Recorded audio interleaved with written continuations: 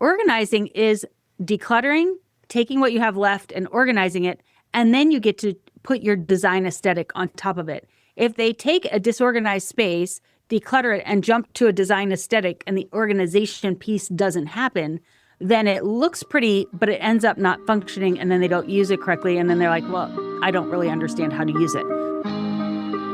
You're now listening to Design Curious, a place where you, creative one, are here to learn about what it really is like to be an interior designer. And I'm your host and mentor, Rebecca Ward. If you're worried about how to succeed in a creative career, if you're ready to learn your next steps to become an interior designer, and if you want the satisfaction of doing something you love every day, you are in the right place. Grab a coffee, a notebook, and let's dig into today's episode. Hello, and welcome to episode 201 of Design Curious Podcast. Today on the podcast, we are continuing our guest series for the summer, and today we've got Lisa Woodruff. She is the founder and CEO of Organize 365. Lisa and 87% of Americans believe organization is a learnable skill. See, there's still hope for you yet. Yet, less than 18% of those same Americans feel that they are organized, me included. As the host of the top-rated Organize 365 podcast with 24 million downloads and counting, Lisa shares strategies for reducing the overwhelm, clearing the mental clutter, and living a productive and organized life. I have been very much into the thought of decluttering, organizing, going minimal on a lot of things in order to maximize the enjoyment of a home. So I think this conversation is very relevant. Let's get into it. Hey, Lisa, welcome to Design Curious Podcast. It's great having you here today. Thank you so much for having me. Yeah, I'm excited to talk with you today. You are a professional organizer, you have your own podcast, and have so much information. Why don't we start there and tell me how you decide to get into the business of organizing? It's funny. I probably got into the business of organizing all the way back when I was 12, 13, 14 years old, and I was babysitting and also organizing the kids' toys, and I moved on to organizing their parents' spaces, organizing my bedroom every time I was sent there for time out, organizing my mom when she was a crafter. I loved organizing. It was a way I kept busy, kind of as a busybody. Became a teacher, helped organize other teachers' teacher closets, and then became a stay-at-home mom and would organize other people's playrooms when we had play dates. So it was just kind of one of those things I did. I had no idea it was actually a job.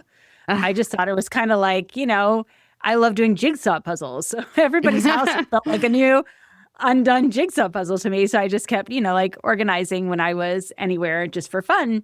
And then when I turned 40, I started my blog, Organize 365, to talk about organizing and the act of organizing and how to get organized. I was at the most disorganized I'd ever been in my life. And I realized I needed to kind of reset my whole household for the next, 40, 50, 60 years of my life. And it wasn't until a couple months into running Organize 365, I was representing a direct sales company that sold acrylic containers. And there was this huge party. There were 25 people at this direct sales party. And I said to my friend, I was like, why are all these people here? I mean, I've done direct sales for decades and you never have more than 4, 6, 12 people there. And she said, well, Lisa, everyone wants to know what a professional organizer has to say. And I was like, I'm a professional organizer. I didn't even know it was a thing. And I'm sure, your listeners feel the same way. They've been designing their bedrooms and their friends and everything forever. And then you're like, I can get paid to design. It's almost like getting paid to babysit. I couldn't believe people would pay me to watch their kids. I just wanted to play with their kids. So I think when you love what you do so much, you don't really realize it's a monetizable skill or it's actually people get paid for this. So that's kind of eventually just lucked into it, realizing that, what I was doing was actually a service I could charge for. Oh, wow. Yeah. So first of all, I can imagine if I were hiring you as a babysitter, I would have loved having you to reorganize all my things or the playroom or whatever, while you were there. And also, I think that is a very common crossover for people who are passionate about it and what they do. And it's a service that could actually get paid. Same thing, like you said, for designers. So we'll often just be like, I didn't know not everybody can do this, Yeah. So, Right. yeah. So for designers, often the struggle when crossing over from a passion into having your own business is making sure, it's profitable, you're making enough money to make it a career. Did you have those similar struggle? Of course. I mean, of course. Not only that, but also, being female, like, oh, you're going to pay me for something. So when I started Organize 365, I was turning 40 years old. So I'd lived a couple of decades. We definitely needed me to make money. Mm-hmm. And I'd been a school teacher. So, I wasn't used to being paid a lot for what I did. Mm-hmm. I would get paid a lot when I did tutoring. So I'd charge $50 an hour to do tutoring. And I sent my kids to a private learning disability school. So I started cleaning people's houses in my 30s. And I got paid $35 an hour to do that, $100 per house. So those are kind of like the benchmarks of the dollars I was thinking about as I found out I was a professional organizer. And I was like, well, I should earn more than a cleaner, because basically what a cleaner does every 2 weeks, you have to redo it again. Like, it's not lasting. So I should charge more than $35. So of course I charged 40 because it's more, right? I charged 40. But by the end of my first year, like, I really ramped up the prices pretty quickly. And I think I did that, one, because I desperately needed the money, and two, because I was 40, not 20. So I started at 40. Then I went to $50 an hour, a minimum 3 hours. So that was a $150 session. Then I expanded that to a minimum 4-hour session. So that was a $200 session. And then I went to $60 an hour, and I brought someone on to organize along with me or on her own, and I earned a percentage of that. And when I ended 5 years later, I was charging $750 for 5 hours for 2 organizers to go, and I wasn't one of those organizers. Okay. Yeah. So I just give you the money because, like, I want to know. Yeah. Like, if I'm listening, great. I'm like, just tell me the money. Yeah. No, my first job as a designer was similar on my own. It was a friend, so I'm like, oh yeah, I'll charge you. Cause like right now, when I was working for this other person, I was only making, 20 something an hour. So I'll charge you 40 an hour, or 50, Right. So it seems like a lot, but then you realize it's not when you actually are running a business and you have all this overhead and so many other factors too than just your time for money. Yeah, so I was very curious about that transition for you. Obviously parallels a lot of designers' path as well. So then you probably also had to deal with managing a business and managing your household, as many designers do as well. I think, organizing is great. I'm not naturally that way. I would have my sisters come and help me organize my room when I was little. So they were probably more like you, they love to do it. So I'm like, yeah, you can come do my room too. But it is a challenge because you're using a lot of your mental capacity for your career. And then you come home and then you're like, okay, I have to do this all over again, right? So how can you help these women in these situations? Yes. So I love that you said that running a household is a business. Running a household absolutely is a business. And I think that's why women make such great entrepreneurs and solo professionals, because we're used to having to run our household. Like, the buck stops with us. Like, you may have a supportive spouse, but usually you're the CEO of your household. And 68% of US GDP is household spending. So you really are a significant contributor to society. And making money or not making money in the marketplace as the head of the household, the amount of money that you are managing is whatever all of the income of all the adults in the household bringing into the household is. So if you work and your spouse works, combine that, that is the profit that the household is going to manage and distribute and save and all of those things during the year. So there's definitely a financial aspect to it. But then there's also the operations, like operationally running a household, making sure the household is clean, making sure all the people have what they need as far as food and cleanliness and laundry, and then also managing all the invisible load, all the scheduling, all the planning, all the holiday making, all of those things. Like, there's a lot of things you do as a household manager. So I often will say, for women to have their own businesses, in addition to running the household, they are running 2 businesses because they just are. There's enough work there that you're running 2 whole businesses. Oh, yeah. I wholeheartedly agree with that. And even though, like, I do have a supportive spouse and everything, but it's like I got to put on my other CEO hat to, like, manage all the things that are going on and schedules. And you're right. But knowing also that the effort that you put into keeping your house in order and on track, it really pays off for both businesses, right? Because then you have more mental capacity for running your other passion career, as it may be. So what are a lot of things that you're seeing as you go into people's houses and working with different people? What's not working? And what do people think is going to work that's not working for them? Such a great question. So I love what you said, that it is an investment to put the systems in place. That is what is not working. You can go to a store and buy things for design. You cannot go to a store and buy an organizational system. Now you could buy like an alpha closet, but you can't go and buy like a household management system. It doesn't exist. So that is what Organize 365 has created over the last 14 years. I no longer do in-home professional organizing. As I was doing that, my clients would tell me that they learned how to organize. They didn't need me to come back because they figured out the questions I was asking, and now they finished organizing their house. And at first I was like, oh no, I need you to need me because I need your money. Right. And then I was like, oh wait, if this is learnable, I mean, I'm a teacher. So how do I reverse engineer this? How do I teach it? And then how can I do that on the internet? Like, how can I be teaching you on the internet? And literally you're holding up whatever piece of paper you have or object that you have. And I'm able to teach you enough that you know what to do with that object without me knowing what you're holding. That is a trick.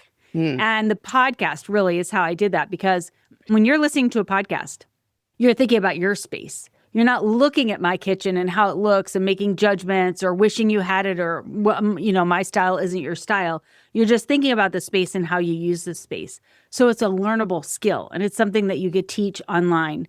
And creating the systems, every single household manager from the beginning of time has cobbled together and created their own system. There is no system. Like if you go in a bedroom, you know that you need to get a bed, you need to get a dresser, you may have a different design aesthetic. But when you move into a household, there's literally nothing there to operationally run the household as far as like calendars and information management and paper management and the maintenance schedules and all of that. Like you have to figure it all out, create a schedule, remember it, do it on time, figure out how to pay for it. And that's what Organize 365 has done. They've taken all of those things and put them into a system. That sounds great. Yeah, I love that. So it made me think, as you're talking, what is it maybe that as designers we should know when we're going into a space to kind of help set up those systems easier? We're, of course, looking at the aesthetic and how things function well as you're moving through the space and hosting people in your space. But then it's just some of the day-to-day systems that you may want to encourage people to put in place we might not be aware of. So is there something that we as designers maybe should be looking at? Yeah, very interesting. As soon as I would get a house done, like get it organized, I was always asked for two things. Number one, do you know somebody who can clean? Because they didn't have somebody cleaning before because it wasn't organized enough. And number two, do you know a designer? Because until the space is organized, you can't really bring a designer in. I'm sure a lot of times as a designer, you're very frustrated because you have a really engaged client and they really want something. And you walk in the space and you're like, yeah, but first you need to organize. And so organization and design are similar, but different. And organization comes before design. And ironically, the way organization is sold in the United States is as a design aesthetic. So what I mean by that is when you want to get a space organized, you're sold an alpha closet at the Container Store, or you're sold acrylic containers for your pantry, or you're sold a filing cabinet system, which looks good, but does not always solve the problem. Sometimes it does, sometimes it doesn't. And there aren't enough systems for every single space. Like there is no family room system. There's no living room system. You see what I'm saying? So you could buy a specific system for a closet, but it's not going to solve every problem. So organizing is decluttering, taking what you have left and organizing it. And then you get to put your design aesthetic on top of it. If they take a disorganized space, declutter it, and jump to a design aesthetic, and the organization piece doesn't happen, then it looks pretty, but it ends up not functioning, and then they don't use it correctly. And then they're like, well, I don't really understand how to use it. So understanding that these are two totally different things, as designers, if you partner with a professional organizer that can get the organizing done, then you can come in, it's much easier to do the design. And they will naturally have clients that as they get done with the organizing will want design. And I am a terrible designer. Like I would be a great partner for a decorator because my partner was a decorator. We would be leaving a house. She'd be like, did you see the blah, blah, blah, the color on those walls? I was like, the walls had color. Like I could tell you every single item in that house because I have a visual memory. But I don't, like, she's like, oh, we need to move this. We need to do that. Like, I don't see any of that. So if you have two professionals with different skill sets that can do referrals back and forth, it really helps you not try to be the other expertise and really partner to get the clients what they want in the end. I love that. Yeah, really good. Okay, so what about these maybe designer business owners or their clients are going to start to focus on their home? What should be the first thing that maybe they're looking at? Okay, so in organizing your own life, for me, I'll just speak for myself personally. When I was 39, about to turn 40, literally nothing was going correct in my life. Like, it felt like all the wheels had come off my car and rolled down somewhere else. And I was just sitting there on the side of the road, couldn't go anywhere.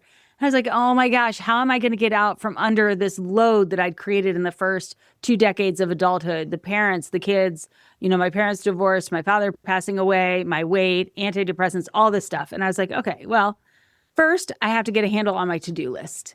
And the way that I get a handle on my to-do list is a product I created called the Sunday Basket. Your to-do list is so much more than just the to-do list. It's like everything that you have on your kitchen counter that is in process that you can't possibly move because it's in process. And if you move it, then you'll forget it. Mm-hmm. And then it's also all the text messages, all the direct messages, all the emails, that are coming in that you have to make decisions on. And so I printed all of that out and I laid it all out on the floor and I figured out like, okay, what is my total list of things I need to do? Not just things that I can remember on a list, but what are all of the things that I have committed to or need or want to do? And then how can I attack that? And so I do that on Sunday. I take all the requests of my time and money from the week. I review them. And then I decide, okay, the only question I ask myself is, can this task or this request for my time, money, or energy wait until next Sunday? And if it can, it must, because we don't have enough time. And that way you'll get down to just a handful of things that can't wait and are urgent and important. And I do those things. But I love the Sunday Basket because I'm multi-passionate.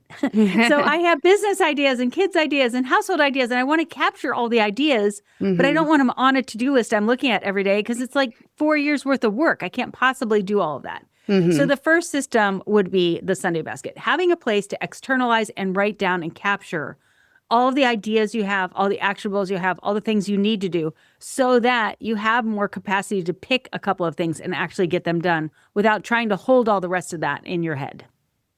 That's good advice. Yeah, I love that because you might think as those requests are coming in that something feels urgent, but if you can put off that decision until you see everything together, then you can have more wisdom to address that thing and say, like, I actually can wait a week, like this other thing's more important for my time and energy. Yes. That's really good. I love that. Okay. So I was thinking about, sometimes we'll redo a kitchen or something like that. And they have all this space, all this pantry space and, everything's open. And then they start moving in and, they might not be filling up all of their shelves and storage space and everything like that.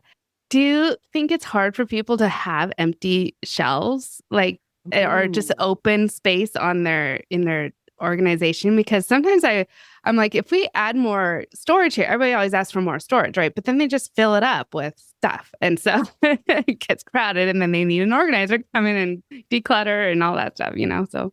Yeah, two thoughts came to mind at the same time. One is that if you move into a new space, then yes, you can leave spaces empty because it's for future filling. And I think that as your life gets more complex, our life goes through seasons where it's really hard and overwhelming, and then we're a little bit bored and we have a lot of time, a little hard and overwhelming. And these seasons are like years. It could be like 3 to 5 years of really hard and overwhelming, and then really lonely and have some extra time and capacity. And so what I've noticed is in the really busy, hard years, you do have a lot of excess because you just don't have the time to maintain the system or you need the stuff. Even if you don't want to have it, you have to have it. And so giving yourself some grace around that it's not always going to look like a magazine, even if you want it to. And so more storage sometimes is people saying, and it could be with the door on it, I need to have this stuff. I just don't want to look at this stuff. So can you give me more capacity? Then on the other side of that year, I turned 40 and started the company. I also went through and I organized my house. It took a whole year to get through my house. And when we started that year, we'd lived in that house for 15 years. My kids were 11 and 12. And I was convinced we needed a bigger house and we had to move because we just had so much stuff and the kids were going to get bigger and on and on. By the end of that year, I had empty cabinets. And I was like, wow, like we don't need a bigger house. Hmm. I just had to process out all the first decade of having kids that I did not keep up with, move those things out, upgrade the kids' rooms to teenage rooms, just up Yeah. level us for the next phase we were going into. And all of a sudden I had empty cabinets. And yeah, it was weird. It was weird to go from I don't have enough space, we have to move to I literally have empty cabinets. I don't have a lot of empty cabinets anymore. But the first time you have an empty cabinet, you don't have a space, something to go in there. And then to just sit with that and go, nope, that's going to be empty for a little bit of time until I figure out what that thing is going to be. It's a real growth opportunity. Yeah, actually, because I kind of brought that question forward from personal experience because I was just cleaning out my pantry the other day and the baskets I got to put on the shelves. I don't have these nice roll-out drawers because I haven't gotten to my own kitchen designing it yet. But so I have these deep shelves and I have baskets to help my kids access all the snacks and everything. Well, I kind of wanted the baskets to sit close to the front of it so they can see everything, but then that left like 6 to 8 inches in the back of nothing being there. And I felt compelled to I might have to put something back there so that it needs to fill up that space. And then I realized no, that's just the space that's there and it doesn't have to be filled. But I would think that a lot of people might struggle with that as well, just to hold that space and just be it doesn't have to be completely crammed to the gills. And in fact, it gives you more flexibility and, so yeah, it's just coming from my mom. And as an organizer, I have a couple of ideas of how you can use that space. So one, you could take rolled paper towel rolls and put them back there instead of putting them somewhere else. It'd be easier to reach. The other thing I like to do is you said the snacks are in the bins. Yeah. So then what I like to do is the replenishment snacks of the boxes that haven't been opened yet, store those behind the bins. So that as the bins get lower, you can just kind of restock because I'm always buying from Costco and I just have way too much and I don't have room for them. I did the same thing with cereal. I would take cereal. If you take a cereal out of a cereal box, every single cereal bag is clear. You don't realize that till you do it. And then you just put a clip on them and you have one basket that has a couple of clipped cereals in it. And then I put the unopened boxes of cereals on the top shelf of the pantry so that kids aren't opening a brand new box all the time. They look at the ones that are actually open. So anyway, sorry, I couldn't resist. Yeah, no, I love that. That's brilliant. Yeah, really good ideas. And, that's just shows that you are we need to be side by side when we're working to a client's home because we'll see things differently and have different ideas. I think that's so great. Yeah. And so you mentioned how our house can't look picture perfect all the time. And of course, designers love to have it like they want to drop in on their client and see the house looking like that, but it's not always going to look like that all the time. So how can people deal with the, actual lived in house and not trying to be a perfectionist all the time and yelling at the kids for having one shoe on the floor, Yeah. So I think that you can have your house look pretty perfect, especially if you're to the point in your life where you can afford to and have the desire to hire a designer to make a design aesthetic in your house. Then you also have the desire to have that design aesthetic viewed by others and enjoyed. That is part of what brings you joy. So something I would say to that is not every single space needs to be perfect. And also some people have a better ability to maintain a more perfect looking space than others. So I was just talking to a friend of mine. She has one child that has all boys and one child that has all girls. You can imagine which house looks more like a designer house, the one that has all girls. But also, as boys get a little bit bigger, boys are big and rambunctious, but they actually will have a more designer looking house because they just don't have as much stuff because they're always outside. Whereas girls, they have stuff falling off of them everywhere they go because everything has extra parts and pieces and this person is a friend with whatever. They just have so much stuff. So if you can designate these are showrooms and these are lived in rooms, especially if you have a bigger house and you have more people over on a regular basis, then you don't feel like you have to always have everything up to par all the time everywhere. And I really, in my 40s, had to make peace with the fact that I'm not a perfectionist. My house looks pretty good. You wouldn't even notice when you come in the house the things that I'm going to notice that are out of places. Now, I live with my grandchildren, so you would notice all the baby stuff and the 4-year-old stuff. Right. But for the most part, when you walk in, you'd be like, oh, this is a nice looking home. You're not going to be judging and evaluating me the way that I'm going to judge and evaluate me. So just giving yourself grace and replacing perfection with excellence.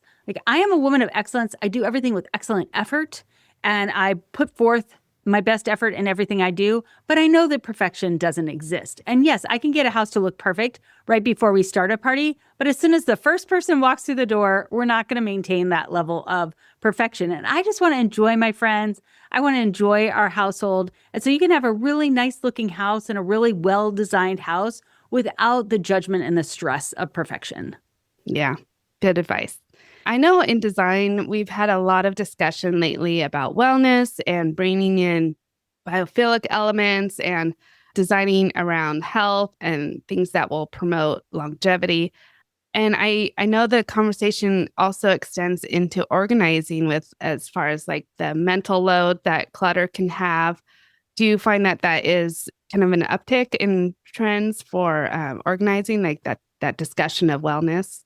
Oh, I think, yes, wellness is in everything that we're talking about. And I think when we talk about clutter, it's a couple of things. One, especially when you're in a busy season or if there are a lot of people living in your household, there's just a lot of stuff. There's just a lot of stuff. And let's be clear, we love our stuff. And all of our family members' stuff we see as optional. And they love their stuff and they see our stuff as optional. Yeah. So we have a different perspective of what we think clutter is and what clutter isn't. So I'm a consumer. I like Amazon. They come to my house regularly. So I'm always bringing in new stuff. So if you're continually bringing in new stuff and you want to have a clutter-less life or less clutter, then you have to constantly be moving out old stuff. So it's a lot of in and out. Now, as far as clutter, as far as like kitchen counter clutter and things like that, I actually think we have less clutter than we used to. And I actually think it's a problem. Oh. So what I mean by, I know, it's counterculture. Tell me more. Yeah, tell me more. Like if you remember growing up, all the papers would be on the kitchen counter. You come home and you'd empty out your backpack and there's just like papers coming everywhere. Well, we're very digital now and we're very much on our phones and techie now. And so actually, I think we actually do more today than we ever did, but it's not visible. So it's on your phone, it's in your email, it's in your head, it's a DM on your Instagram, it's a message on your phone. And so we're constantly trying to remember, where is that information? Where is that task? Who's that person I'm supposed to reply to? Is it already on the calendar, not on the calendar? When it was just a big mess on your kitchen counter, you knew it was there, but also you could be like, all right, we're going to tackle this. And you'd grab each piece of paper and you'd go ahead and do it. Now you have to remember where every task is. Okay, I'm going to go through email. Now I'm going to go through text. Now I'm going to go through DMs. Now I'm going to go through all the different apps for all the different kids' sports. Now I'm going to go through mail. What I like to do is I just print out my emails. I'm like, oh, this is going to need a response. I just print it. And then when I do my Sunday basket, which is where I put all the kitchen counter clutter, everything that comes out of the backpacks and all those printed things, I'm not on my computer. And I'm like, oh, yeah, that's right. Susie wanted to know if we could go to her birthday party in 3 weeks. Now I'm checking my paper planner and I'm like, okay, yeah, I think we can. And so I go ahead and I text that back. And I find that actually making the invisible visible reduces my mental load because now I'm dealing with the load on paper. I'm not mentally trying to remember in an app and make a decision and move to another app to put it on there. Like to me, that's way too much digital. Could be because I'm in my 50s, but I was like this when I was younger too. I love to just sit down with a nice cup of coffee and just look at all the paper. Now, obviously, you have to go back into those apps and put them on there. But I think that our mental load and a lot of the clutter we have is digital and in our heads. And if we can make it visible, we can actually make faster progress. That's a really good point that like you don't keep track and really aware of all of the 50 things that you are juggling in the digital realm and that having that in front of you. So do you have like a physical basket that you're actually putting all these things in? Yes. So when you buy the Sunday basket system, which is like Organized 365 is like a school. So you get school supplies. Nice. So the basket is a box.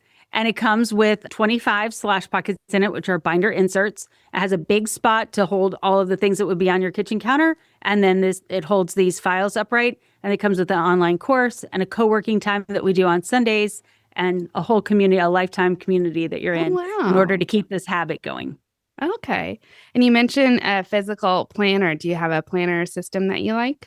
So I don't have a regular planner that we sell because there are just so many different ones on the market. And depending on what season in your life, you'll find one that you love. We do have a trimester planning day. So 3 times a year, we plan for the next 4 months. And I find as household managers that this is usually what we plan, January to April, May to August, and September to December. And we really think through the big decisions that you need to make as a CEO of your household. What are the big lifts that you need to do in the next 4 months? And then that trickles down into your regular planner system. That's really good because like as the CEO of my company, I set aside a quarterly day to kind of do that for my business, but didn't think about needing to really, I do, like I use the full focus planner system. So it does integrate personal and business life, but I didn't really think about being a full on CEO approach for the household and looking at it that way. Yeah. It's night and day difference. Imagine the decisions that you make for your business. And also as a CEO of my business, same thing, plan quarterly. When you think about it, you're like, oh, I have all these great ideas. But you know, as a CEO of your business, that if you try to do 5 things, you will do none of them. But if you pick 1 or 2, that you can get them done in 90 days, right? Yeah. Take that mentality to your household. 1, it lowers the expectations and the stress on you as the household manager that you can do, be, and have everything instantaneously. And 2nd, it really focuses your effort at home. And you're like, okay, well, you guys both picked 2 sports this season. So this is 4 months of sports. But that means we're not doing sleepovers. We're not doing eating out dinner. We're not doing this. We're not doing this. And then you get to the next 4 months, you're like, oh, okay, we want to do sleepovers and eating out. Okay, we're not doing sports. And that's an example. Right. Or like we're taking our big beach trip. So that means that we're not doing extracurriculars this next 4 months because all of our money's going to the beach thing. It's much easier to explain that to your family also, and you can get buy-in. But when you're making these decisions every single day and having to decide everything without a big picture plan, it's exhausting. And you tend to make not as good decisions. Yeah. And getting the whole team on board too, which is everyone living in your household. That's genius. Yeah. Okay. So tell us a little more about Organize 365. You've already gone into like the Sunday basket, but tell us all the things that we need to know. Oh, thank you. So Organize 365 was started 14 years ago, the year I turned 40. And we help you set up the systems in your household, the operational systems in your household that don't exist. And I do it from the lens of a teacher. So very much you're going to get school supplies and you're going to get training and then you're going to have like a co-working time. So the Sunday basket supports your weekly planning, managing your to-do list, all that kitchen counter clutter, all those reactive things that you're reacting to so you can be more proactive. After that, you move into the planning day, that trimester planning. Everyone is a live event. It's a 2-day live event where you really put on your CEO hat and you think about your household and what you want it to look like in the next 4 months. And then you make a plan and you add that into your Sunday basket. And then there are 2 different ways that you can organize your house. You can organize all the information management, which is digital and in your file cabinet papers, getting all that information organized, or your physical spaces, which is the productive home solution. Okay, great. And I see a book behind you. Yes. Is that one of yours? That is Yes. Quicksand, I can see. Yes. So our newest book is called Escaping Quicksand. And this is the mental mindset shifts that I made in my 40s. It's the 10 steps to overcome the overwhelm of modern life. So if you're like, okay, this sounds great, but I don't know if I'm ready for school yet. This book really talks about how do you shift from being reactive and at the end of your rope and there's nothing left for yourself. How do you start to put yourself back on the to-do list? How do you start to insert yourself back into the family as one of the members that also needs to be cared for in addition to everyone else who's in your household? And so we talk about really simple things like setting up a morning and evening routine, having better nutrition, organizing different spaces in different orders so you don't have Swiss cheese organizing, just all of those things that really support you as a human so that you can come back to life and do all the other things. Wow. I think that's going to be really beneficial for our audience because a lot of people listening are thinking about shifting careers. So they're going to be starting something really big, or starting a new business as an interior designer, and their personal life, a lot of times they have young kids or different things. Their personal life could get left to the wayside or figure out how to balance both. And I think that system would be really helpful to make sure that you're paying attention to the personal side as well as the business as you're going on this endeavor. So I think that's going to be great. We'll put links for all of those things for people to take a look at in the show notes. And where do you like to hang out on socials that people can chat with you if they're interested? I like to hang out on Instagram. I'm Organized 365 on Instagram. Okay, great. Well, Lisa, thank you so much for coming on today and sharing your wealth and your systems with us and insight. So I really enjoyed our conversation. Yeah, thank you so much. Thanks for having me.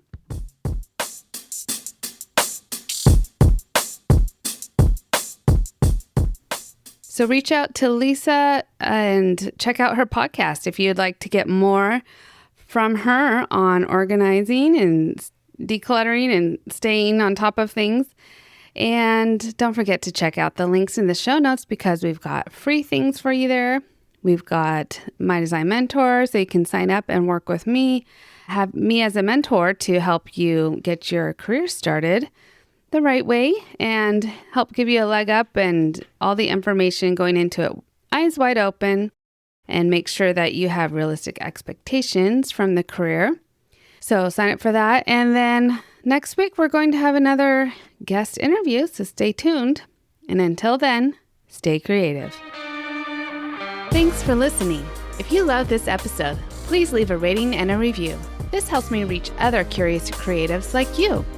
If you have a topic request or would like to contact me, simply head over to my website, rwarddesign.com, or email me at podcast@rwarddesign.com.